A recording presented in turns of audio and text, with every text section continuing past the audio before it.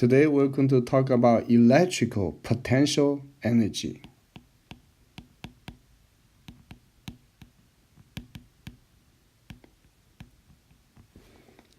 So first of all, let's assume we have a point charge here, big Q.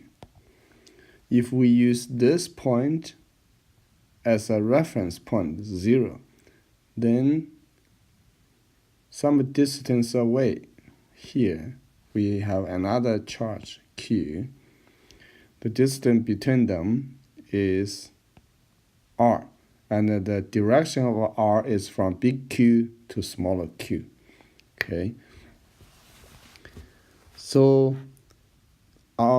as we know, based on Coulomb's law, those two charges will have an interaction force between them, and it is given by K Q Q over R squared. When the two charges are positive, they will have a repulsive force. And when R goes to infinity, F goes to 0. So when two charges are further apart, they do not have interaction. So now the question is, if this little charge Q is not originally at a distance r away from big Q, instead it is infinity away, for example in this place, that's original Q. Because they are so far away, there's no interaction, so both charges can move freely without being influenced by the other. However, our question now is, if we want to move this charge from far away to the position of R, as shown before, what type of work I need to do in order to move that charge? As you know, this two charges has a repulsive force, so assume me or I will apply a magic force onto the little q, and that force will be exactly equal to the repulsive force between big Q and a smaller q, but in the opposite direction. In this case, I'm going to apply force this direction and push the little q step, step, and step back very, very slowly, and move the small q to where it should be with a distance r from the big Q. During that process, we want to make sure at every position, since the repulsive force between the two Q's are changing based on Coulomb's law here, so my magic force should cancel exactly that repulsive force at every position of Q. Then what work do I need to do? As you know, the work done by me should equal to all the work I have done from infinite place away to where the small q is r distance away. It should be the total work I do, and if I divide each step, I move the small q into a very, very small distance, then the work I'm doing is a summation of all the work I did at each step I, and each step I have force I applied times the distance I holding that force. That force is constant when each segment is really, really small. Each step is very small. Okay, that small step we call it DSI times the force I applied to the charge should equal to work I applied in order to move the charge closer to the big Q. So this can be further written as a summation of Fi, in this case, is exactly equal to F, which is a Coulomb's force between those two charges, but in the opposite direction. Okay, so if I put a direction, so it should be the force. That force should be equal to K, Q, Q over R squared. This R is measured from big Q to the position. Let's say this is R. Okay, from this original Q position to where the small q is when I try to move it. Okay, that's the R. Since it's moving, then I have to look at each segment.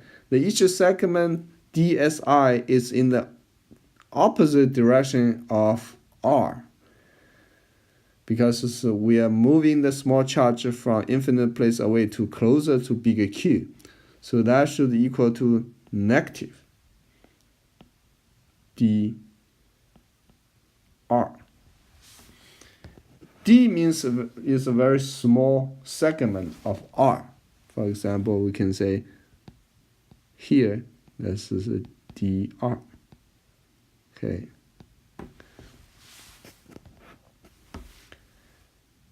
So dr is the small step between each point when I try to move the charges. So this can be further simplified as an integration. This is integration K, Q, Q over R squared and dr. It's a negative here. The integration range is from infinity to where? Small r. Yes. That's how much work I have done to the small q in order to move it from infinite place to r distance away. This should equal to, very easy to get this integration done, this should be negative k q q over r, because this is a r squared integration, so we have another negative, so this should equal to plus. Then we have to evaluate this, and so this, when we evaluate this, you can say this work done by me equal to k q q over r. And when r equal to 0, the work done by me is 0, means I don't need to move it. So what does it mean? That means if I have bigger charge here, I want to move another charge closer, then I have to provide the energy to that charge. In another way to say it, this charge now acquired a potential energy from my work. So that means this potential energy acquired by the little q should equal to the work I provided to it. And that should equal to k q q over r. That means what? Means if I have a charge q here, I have another charge q here. If their distance is this much away, then you will have electrical potential for the little charge q in the influence, due to the influence of big charge q. Another way around is also true. So if let's look at this. Now if Q both positive, we'll see potential energy will be positive. That means I have to apply energy to move these two charges together because they themselves are repulsive against each other. I have to overcome their repulsion in order to move them together. Same thing is true if Q are both negative. I still have this positive. That means if those two charges are both negative, they also have a repulsive force between them. So I also have to apply work in order to force them to come closer together. If Q and Q have a different sign,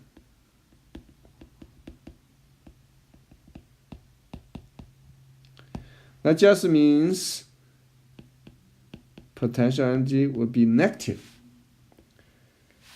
In this case, what does it mean potential energy is negative? That means when the two charges have opposite sign, they have a natural tendency to come together through their attraction force. And during that process, they will give up energy. Means their total energy is getting smaller and the system become more stable. They tend to binding together with each other. So this is the case when you have an atom, you have electrons circulating around the nuclear core, and the core has positive charge, the electron has negative charge, and the electron will have a negative potential energy. So this is a nuclear core, and then you have electron, negative, and this is a positive charge, and this electron is circulating around the core, and you will have negative potential energy. And the specific energy value you can learn from other courses, and we're not going to talk about here. But the negative energy means the two particles tend to attract each other, binding together, and in order for one to go away from another one, we have to add energy. When we add energy to the system and make one of them to go off and go far away, and that one will free to move,